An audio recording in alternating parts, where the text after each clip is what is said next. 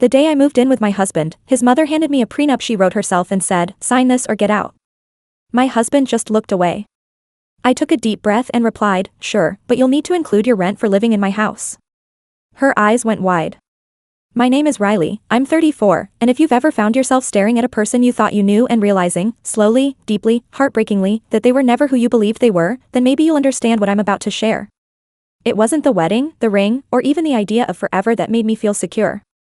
It was the little things, his hand always reaching for mine when we crossed the street, the way he'd bring me coffee exactly the way I liked it, just before my meetings, never interrupting. Niles was, for all appearances, the definition of a quiet, steady partner. The kind you'd never expect to unravel right before your eyes. We got married in Cannon Beach, Oregon. Just the two of us, a justice of the peace, and 2 friends to witness. It wasn't a spectacle. I didn't want one. At that point in my life, I was already established. I had a modest home in Ashland, a steady remote job designing covers for small publishing houses, and 2 cats who had outlived the men I dated before Niles. I was self-sufficient, practical, and, up until that moment, cautiously optimistic about love. Niles was different. He was soft-spoken, thoughtful, and seemed to genuinely listen. We met through a friend of a friend at a fundraiser for trail conservation. He told me he worked in environmental science.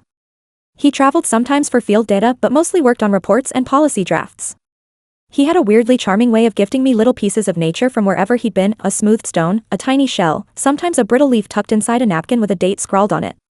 After about a year of dating, we decided to get married. No drama, no elaborate proposal.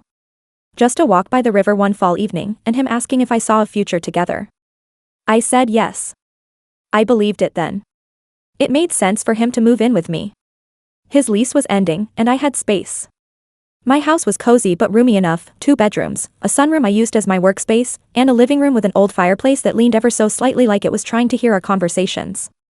The day he arrived with the last of his things, I was nervous but excited. I'd never lived with a partner before.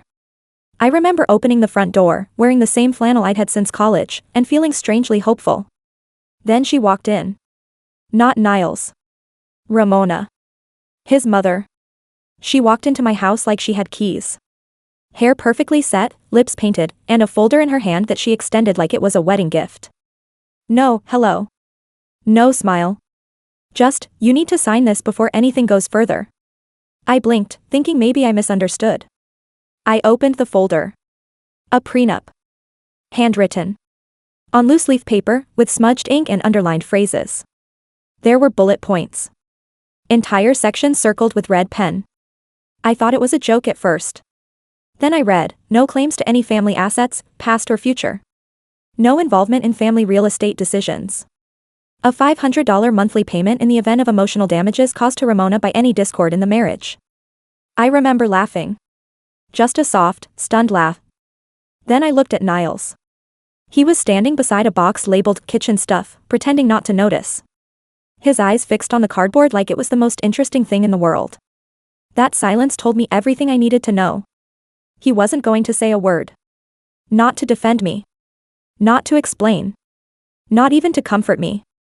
I handed the papers back to her. And I said, "Sure, Ramona. But you'll need to include your rent for living in my house." Her eyes flashed.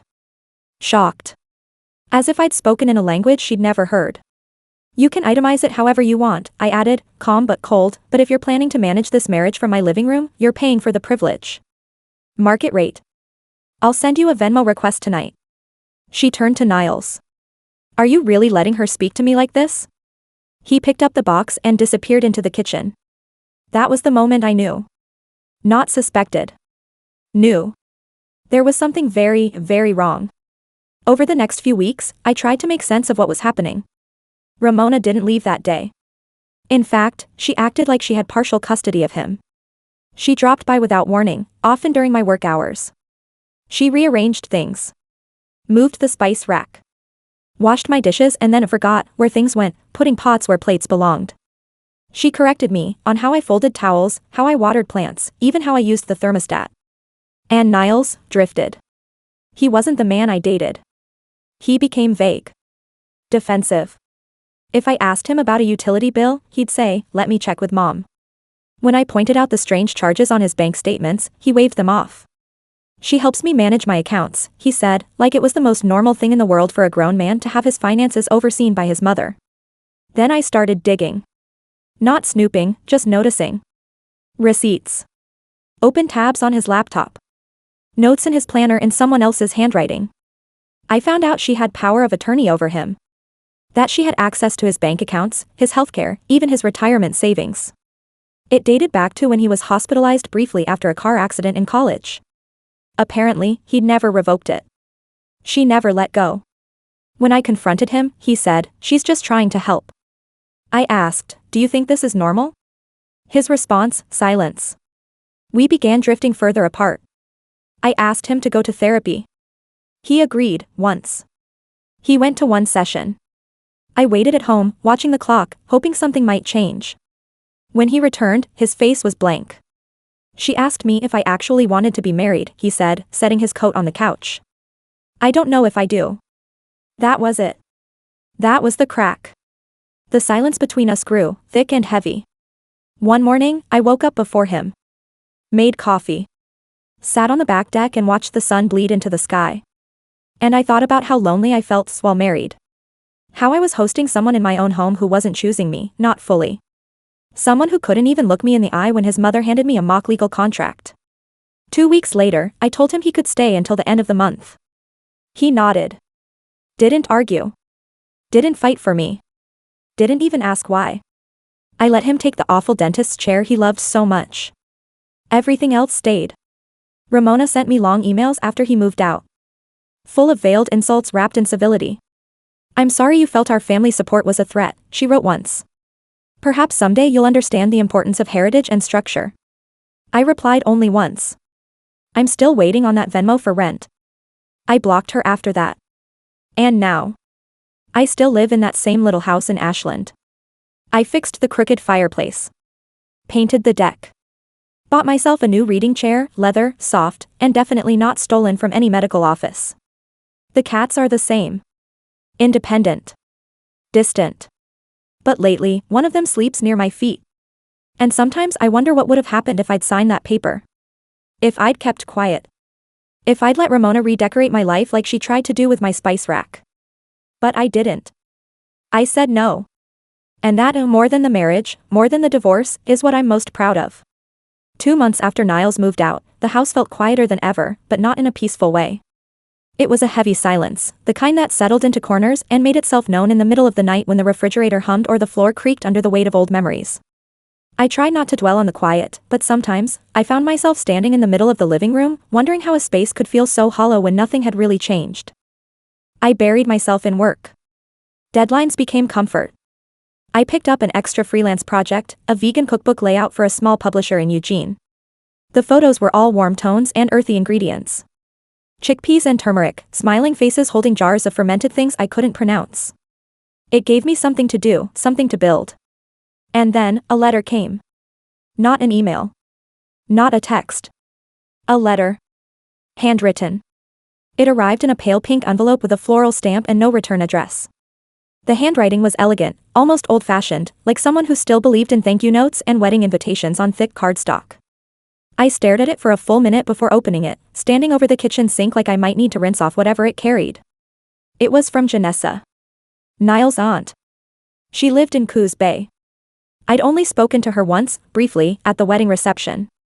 She was polite, reserved, the kind of woman who lingered at the edges of a conversation. The letter was short but loaded. "I wanted to apologize," she wrote. "I wasn't there for Niles the way I should have been. And I wasn't there for you. Ramona has always had control issues. We all let it slide because it was easier. But I know what she did wasn't okay. And I think you deserve to know more about what's been kept from you." I read it again. And again. The air in the room shifted. What exactly had been kept from me? I wrote back, cautiously. Thanked her. Included my number, not expecting much. She called the next day. Her voice was soft and deliberate, like each word came with a history. She apologized again, and then, slowly, started telling me the real story behind Ramona. Niles' father didn't abandon him, she said. Ramona made sure he couldn't be part of his life. She told everyone he left. But he didn't. He fought. He filed paperwork. He tried to get custody. She blocked it. I was silent on my end of the line. She manipulated the court system, Janessa continued. She claimed emotional instability, lied about circumstances. Nobody fought her hard enough. She had the money, the right contacts. She made Niles believe his dad didn't care. And Niles doesn't know? Janessa sighed. I don't think he ever really questioned it. He was young. She was all he had. And when you grow up with a story like that, it becomes your truth. My throat tightened. Everything started making a twisted kind of sense. Ramona wasn't just controlling, she was an architect. She didn't just influence. She rewrote. She curated a version of life around her, trimming it like a hedge, cutting out anything that didn't fit the shape she'd already decided on. That night, I sat on the back deck again with a glass of wine, listening to the wind move through the trees. The air smelled like pine and distance. I thought about stories. The ones we're told. The ones we're too afraid to question. The ones that become cages when we mistake them for comfort. Niles hadn't just failed me. He'd been failed, too. But it didn't make me hurt less. It didn't fix the days I felt small and dismissed in my own home. It didn't undo the way he looked away when I needed him to speak up. Love might explain someone's silence, but it doesn't excuse it. A few days later, the phone rang. It was Niles. I hadn't heard his voice in 10 weeks. He didn't say hello. Just launched into it. I found the letter, he said. Janessa's letter. She sent me a copy. My breath caught. I don't know what to say, he added. I don't know who I am anymore. For a long moment, I didn't say anything. Because, truthfully, I didn't know who he was either. The Niles I married had never told me about his father. Never hinted at doubt. Never showed me that part of himself, the part built on someone else's lies. And maybe that was the hardest part. Not that he'd lied, but that he'd let someone else lie for him. About him. Around him. I feel like everything I believed was constructed, he said, voice breaking. And now I don't even know what's real. I didn't tell him I knew exactly how that felt. He asked if we could talk. In person. I understand if you don't want to, he said. But I need to start untangling this. And I don't know how to do it alone. I told him I'd think about it. That night, I sat on the floor with one of my cats in my lap and stared at the fireplace. The one I had fixed. The one I claimed back.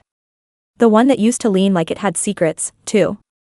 I wondered what I wanted more, to close the door completely, or open it just a crack to see if maybe, just maybe, something true could still be built. Because while I didn't want to rebuild what we had, I wasn't sure I was done understanding it. And I wasn't sure I was done understanding him. I agreed to meet him. We chose a small cafe in Jacksonville, quiet, a little hidden behind an old bookstore with ivy climbing the walls. The kind of place where no one knew our names and the barista didn't care if you stayed for hours nursing one cup of lukewarm coffee. He was already sitting when I got there. Back by the window. He looked older. Or maybe just more tired. The lines around his eyes were deeper than I remembered. His posture was slumped a little, like he hadn't been sleeping right or maybe hadn't exhaled in weeks. He didn't stand up when I approached. Didn't reach for my hand. Didn't try to hug me. We just sat. The silence between us was thick at first.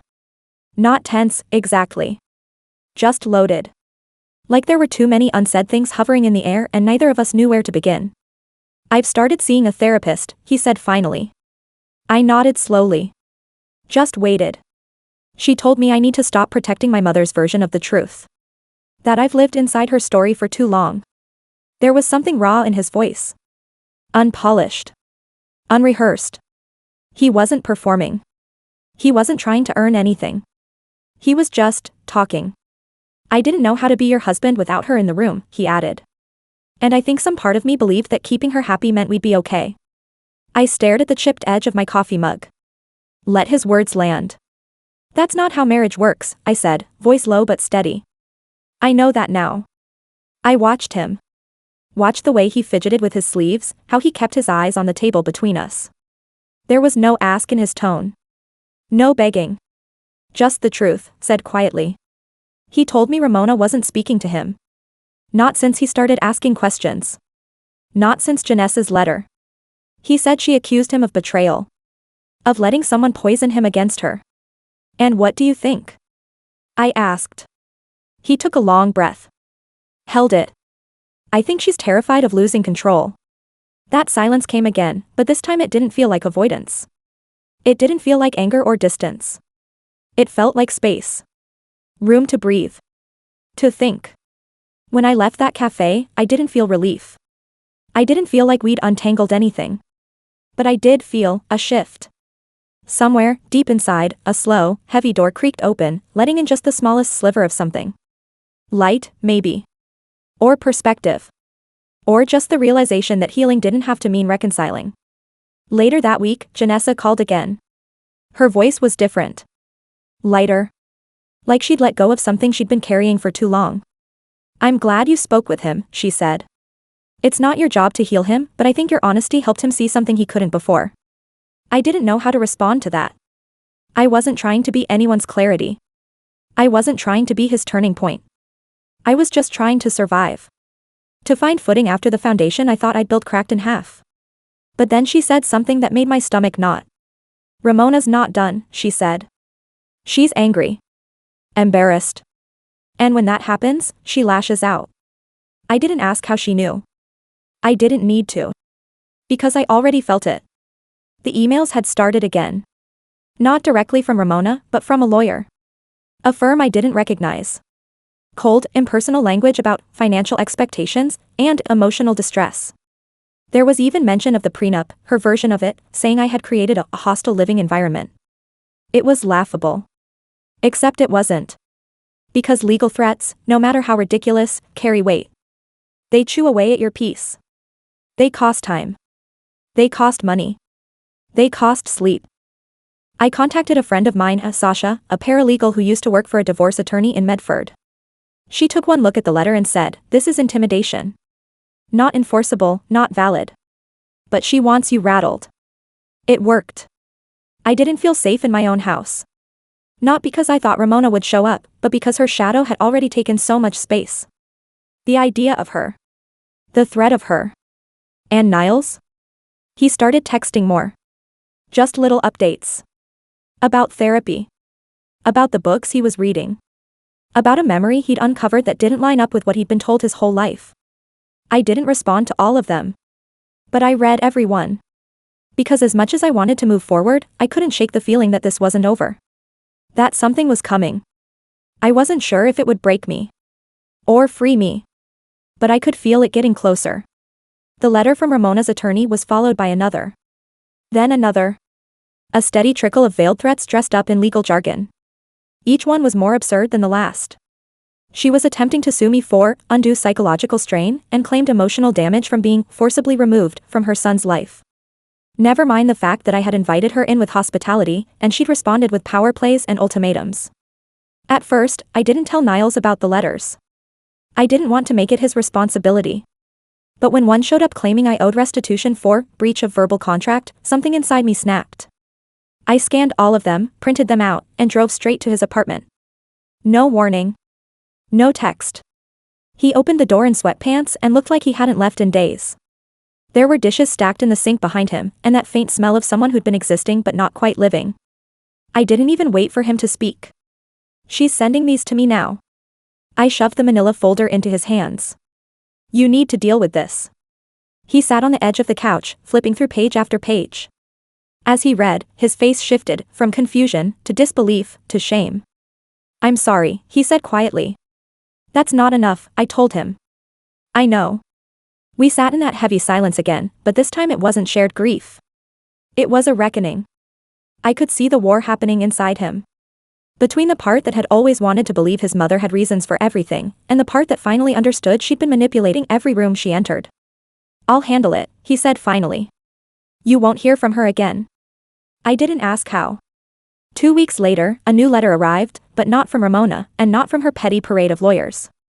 This one came from a different firm entirely, and the tone was very different. Apologetic. Curt. Clear. All claims were being withdrawn. There would be no further contact. It should have been a relief. But I wasn't done.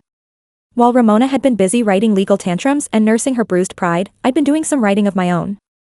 With Sasha's help, and a well-connected friend in real estate, I had quietly listed the house. My house. The same house she moved into like she owned it, waving around a prenup she printed off a free legal site. I had it staged. Brought in a designer. Repainted the trim, planted fresh lavender, even fixed the garden wall she claimed was an eyesore. Every open house was quiet and curated. I wore a smile like armor. Nobody knew the real story, not the betrayal, not the invasion, not the legal circus that came with it. And then, the day after I received the final letter dropping all of Ramona's fake claims, I accepted an offer. Full asking price. Clean escrow. No contingencies. The movers came on a Wednesday morning. It was cloudy, but I didn't care. I loaded the last of the boxes into the trunk, looked back one final time at the porch Ramona once called a hers, and walked inside to leave just one thing behind. A typed letter. Addressed to her. Because I knew, eventually, she'd come back. Try to slink in and stake some claim again. The letter said, next time you try to play landlord in someone else's home, make sure it's not actually theirs. I didn't leave a forwarding address. Niles texted me the day he found out. The message was simple, you sold it. Yep. I wish I could say I'm surprised. I didn't respond. Instead, I packed a suitcase, got in my car, and drove west, toward the coast. I'd rented a little place near Bandon for a month. Nothing fancy. Creaky floors, mismatched dishes, an old clawfoot tub that never drained quite right. But it had a view of the sea. And silence.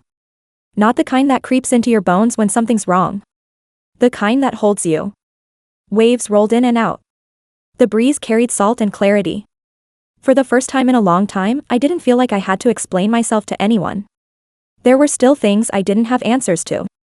Still questions about love, about family, about the way people choose who they protect. But this moment, this place, this quiet? I made it mine.